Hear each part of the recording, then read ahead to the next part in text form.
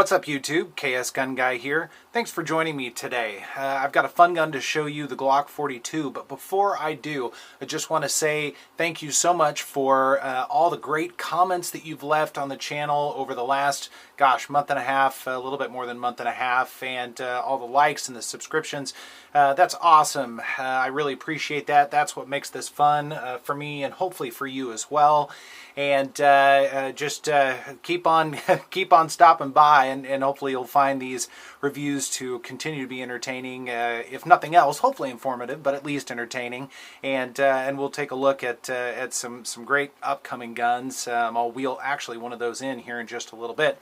But right now we're here to talk about the Glock 42. Now I know the Glock 42 has had all sorts of reviews out there, and people have talked about this ever since 2014 when this gun first came out, was released by Glock.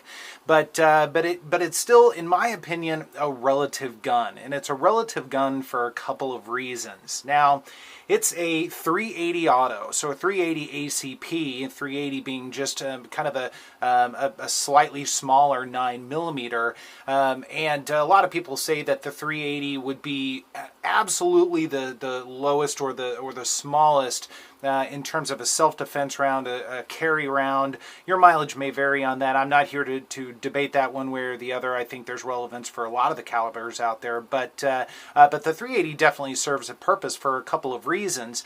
First off, as you know, a lot of the 380 guns are considered pocket guns, and what I mean by that is it's real easy to throw them in a small holster and stuff them in your pocket and just walk out the door. You don't have to worry about a certain type of belt or a big holster rig or anything like that, something weighing your side down. I mean, it just pops right into your pocket and goes. Now, the Glock 42 might be just a little bit unique in that it's slightly larger than a lot of its direct competition such as the Ruger LCP or the Ruger LCP2, the Car P380, the Keltec 380. I think it's a P380 also. I have zero experience with Keltec, not that it's a bad brand or anything like that. I just haven't had any exposure to that. But the premise remains the same, that a lot of those guns are smaller than the Glock 42. So how then does that make the Glock 42 better if it's supposed to be a pocket gun? The Glock 42 can still certainly be put into a pocket for sure, depending on the size of your pockets, but I think the Glock 42 might have a little bit of an advantage in other ways. And so what I mean by that, of course, this is unloaded. It's a little bit bigger, so I feel like, in my experience, and I've owned a few 380s over the years, specifically the LCP and the Car P380. I felt like both of those, they were good guns, nothing wrong with them at all, but to me, they were not as pleasurable to shoot at the range. They were a little bit snappier. There wasn't quite as much to hold on to. Not saying that there's a lot to hold on to with the Glock 42, but some of those were so small I didn't feel like they were as much fun to shoot at the range. Now, you might be saying to yourself, well, that's not their design. Their design is to shoot a few rounds through it, make sure that it functions, put your self-defense load in, of course, make sure that those function in the gun as well, and then forget about it. Well, okay, I can understand that a little bit, but if I'm going to have a gun, I want to be able to take it to the range and hopefully, to an extent at least, enjoy shooting it. Aside from its practical application, maybe concealed carry in this instance. And so the Glock 42 to me is just big enough to where you can really enjoy it at the range and it doesn't beat you up. And of course, with the 380 auto round being a little bit less, it has a less recoil. I think that it's a great option if you want something to serve that purpose of concealed carry or pocket carry, but also be able to again enjoy it at the range. So what else makes this unique? There'll be a couple of things. Of course, I'll take this down, at least take it down a little bit and compare it to another Glock, because there are going to be some differences internally. And if you're the kind of person that likes to take apart guns, especially Glocks, and tinker with them, there are a couple of things that make this a little bit unique, not too dramatically unique, but a little bit. Now this is a 100% stock Glock, and actually it's the first time I've had a stock Glock on the channel. I'm kind of shoving the sights in your face here a little bit. I've talked, if you've seen my other reviews, I've mentioned on numerous occasions that I can't stand Glock sights, and here they are in all their glory. This sort of field goal or U line up with the white dot in front. I'm not a fan of these. Now, it's shootable. I think from a sight perspective, you can line the front sight in the middle of the back sight, and you can shoot the gun. That's fine.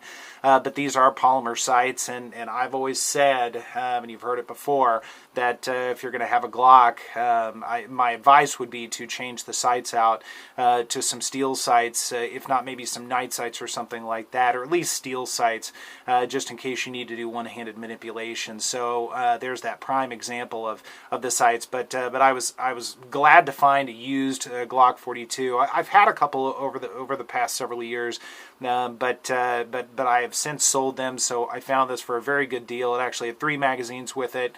And I really wanted a very plain Jane Glock to share with you. So let's get some specs out of the way here real quick. From a length standpoint, the length is 5.94 inches. The height is 4.13 inches. From a width standpoint, it's 0.94 inches. Now, I've got a couple of new toys that I'll be sharing with you guys over the coming reviews. Some calipers, a scale, and actually a Lyman trigger gauge. I won't use them all in this video. I nerd out enough with this stuff with you guys as it is. I don't want to just completely bore you to death. But I did take some measurements of this, and I'm giving you the stats from the Glock website. And by and large, they're pretty close.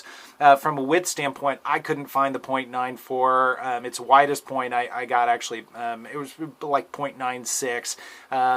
It's pretty minimal difference, but I couldn't find the 0.94, what they were referring to there. From a barrel standpoint, it's 3.25 inches. From a weight standpoint, and the weight, what I got on the scale with an empty magazine, and it was almost spot on with what Glock says. They say 13.76 ounces, and I got just shy of that at 13.7 ounces, so pretty darn close, and I would take their weight over mine. I have a pretty cheap little digital scale. And weight with a loaded magazine, 14.36 ounces. So if you're concerned about weight, the Glock 42 is not going to weigh you down very much. It's pretty darn small versus something like a Glock 19, which is going to be, I think, around 21 ounces or so.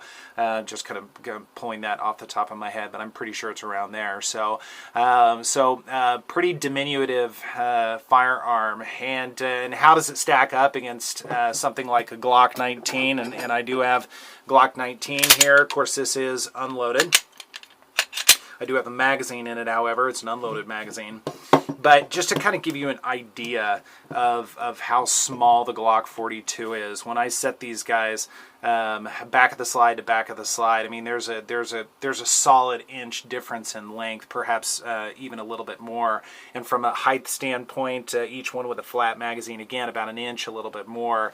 And then from a width standpoint, there's a pretty significant difference here. And the Glock, I think 1.1 inches or around there. I can't remember exactly off the top of my head, but a fair amount of distance. Now, of course, these two are fairly radically different from a purpose standpoint. Of course, Glock being that one being a compact, the 19, but I still consider that relatively full size, even though I know there's a 17, and of course we could wheel in the 34 here. Of course, unloaded. I don't have a magazine in this one, but if you want to look at something, I mean, it's remarkable how small this Glock 42 is. I mean, it just absolutely is tiny compared to the Glock 42, and of course, or the Glock 34, which of course is a competition gun. But still, it's remarkable how small this is. But again, I go back to how usable it is and how fun it is to shoot the range.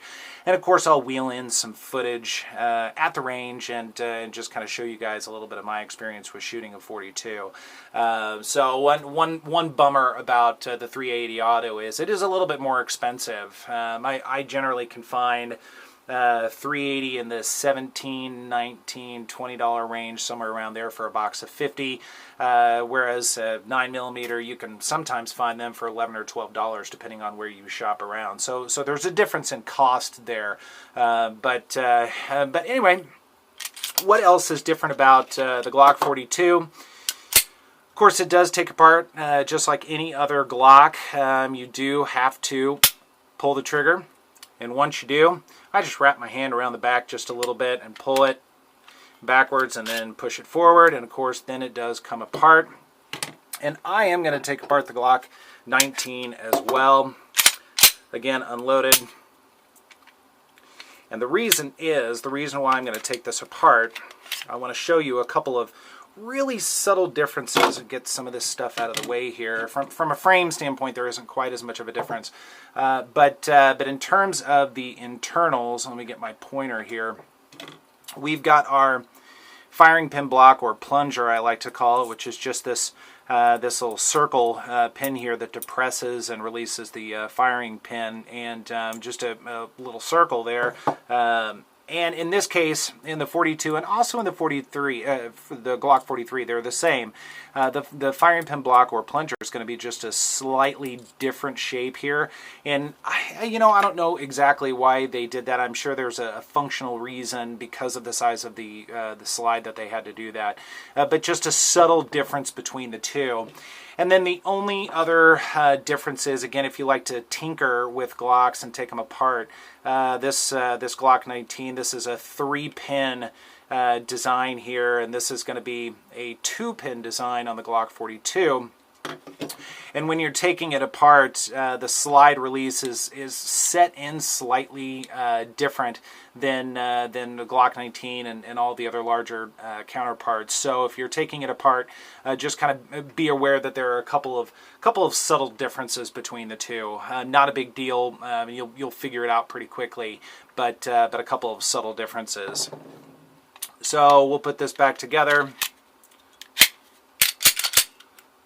And it does work.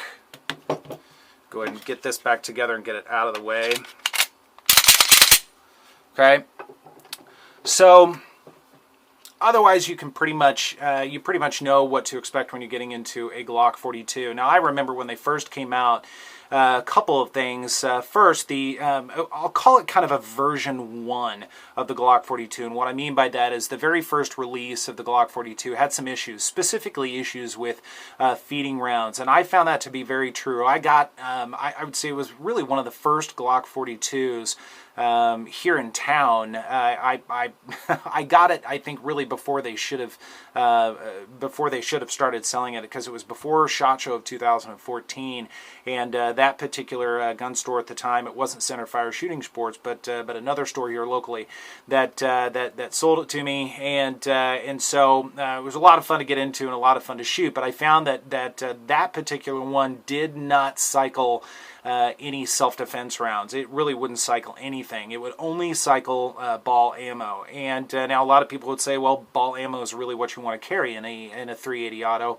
Again, I'm not here to debate that. I really want to make sure that a gun that I own can cycle really any factory ammunition, whether it's more target like Full Metal Jacket, or if there are hollow points for self-defense, that sort of thing. I really want to make sure that it'll cycle anything.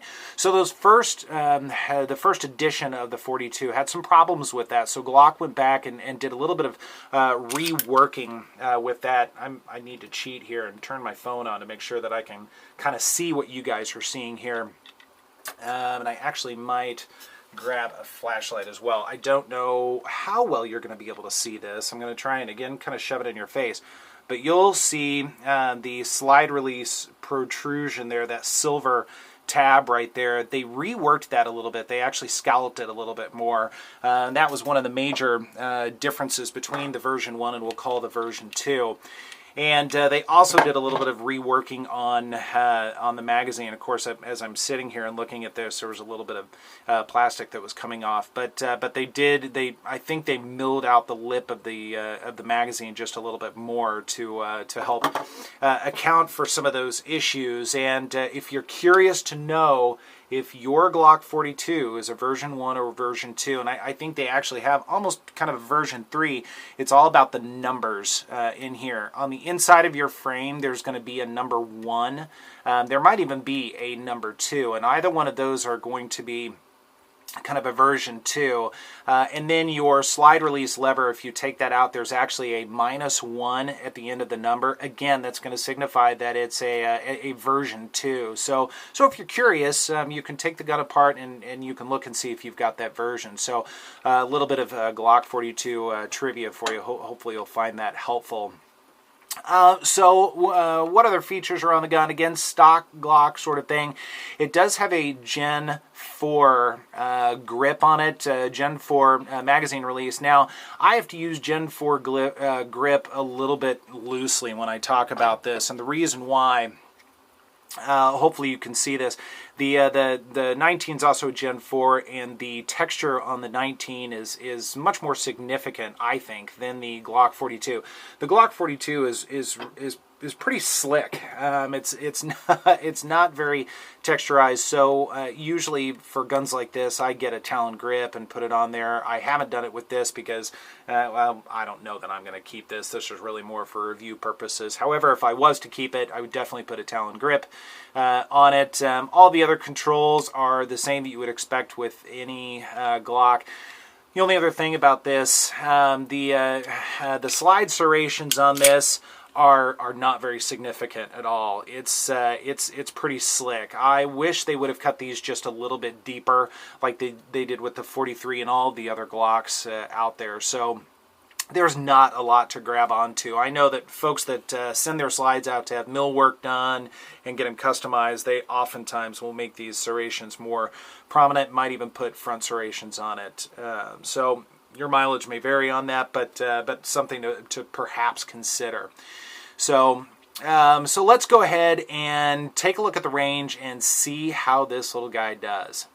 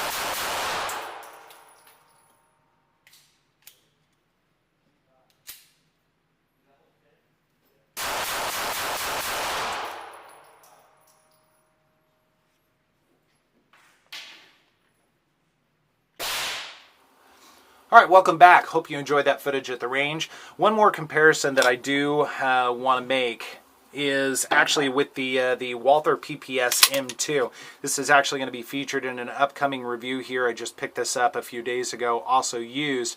And of course, this is unloaded. I do have a magazine in it, again, for comparison's sake. If you're thinking about carrying a gun like the 42, how does it stack up against other really purpose-driven carry guns like the PPS here? So from a size standpoint, again, the Glock 42 is going to be pretty diminutive compared to a gun like the PPS or maybe the Shield or even the 43, although the 43 is going to be much closer in statue excuse me, than some of these other guns just by design. But again, we're looking at maybe not quite half an inch, a little bit less than half an inch from a length standpoint, and maybe a quarter of an inch from a height standpoint. And a width standpoint, they're actually pretty close. I know the Walther is a little bit bigger. I haven't pulled the stats on that just yet, as I haven't done the review yet, but it's a little bit wider, not by much. Now, you may be wondering, all right, so with the 42, what all does it come with? What's its magazine capacity? So Glock 42s typically come with 2 6-round magazines, and for 380 autos, that's I think relatively common, 6 rounds. In that this one does have an extended base plate, although it's not a +1 or a +2 or anything like that. It just gives you a little bit more grip. Now, this was used, and I'll be really honest with you, I cannot remember if the 42s that I've had in the past came with one that has an extension. I think one does.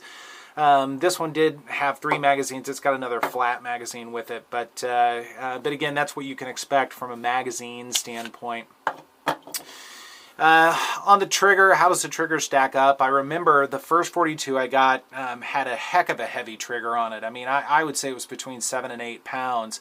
And an argument could be made that a heavier pound for a small pocket gun that really is extremely close distance by design is okay. 7, 8 pounds might be a little bit heavy, but in the 5 to 6 pound range, I think is perfectly fine. So I am going to, and you guys might laugh along with me on this. I've just started playing with the Lyman trigger gauge here, but from a curiosity standpoint, how does this stack up here? How does this measure? Let's see if I can get that pull on there. Well, that didn't work. That was exciting. We'll try that again here and see if I can make it work. Again, I'm just starting to learn how to use this, so feel free to laugh. All right, there we go. Okay, so 6 pounds, 12 ounces on that. We'll give that a try again here. Just to give a couple, I'm not going to do 10 pulls on camera. That's too much in my opinion. But 6 pounds, 13 ounces, so pretty consistent. Still a heavier trigger, but not so heavy that it's not manageable. So from a shooting perspective, it's got a reasonable trigger on it. And it's really what you can expect from a Glock. I mean, you've got the safety dingus right here that has to be depressed for the trigger to be able to actuate. And once you do, there is a little bit of take up there, but it's relatively smooth. And then you've got your press and a very audible tactile break, of course. And then our reset, and we're ready to go again. And there's hardly any creep back to the wall.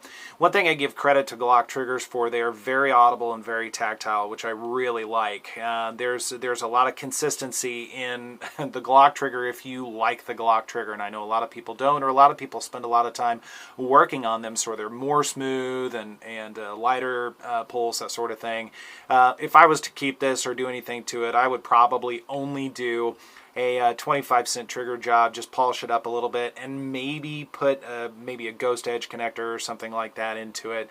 But I would want to keep it I'm really around the 6 pound or so mark. I think that would be fine. But really, it's a reasonable trigger, and it did just fine at the range. I was able to do even some pretty fast shooting. Feel free to mock as you will, but it works, and it stayed relatively flat for at least my shooting skill. So a lot of fun to shoot at the range for sure. So what do I think of the Glock 42 overall? Again, I'd say it is still a relevant gun. It's got a good place in the we'll call them subcompact 380 range. Although it is just a tiny bit bigger than a lot of its competition, like I was saying earlier. There are pros and cons to that, of course. If you've got small pockets or anything, this might not be quite as much fun for you. But if you've got pockets to be able to manage it, you could certainly do that. You could do inside or even outside the waistband. There are certainly options for that out there. The aftermarket support for this is tremendous, so a lot of options, of course. But again, it's just big enough to where it can be a lot of fun at the range to shoot. So it's a great gun. It's a lot of fun. If you haven't shot a 42, I'd recommend trying one. It's an interesting gun to shoot, if nothing else. So once again, guys, thanks so much for joining me. Appreciate it. Be sure to like, subscribe, and share, and I will see you next time.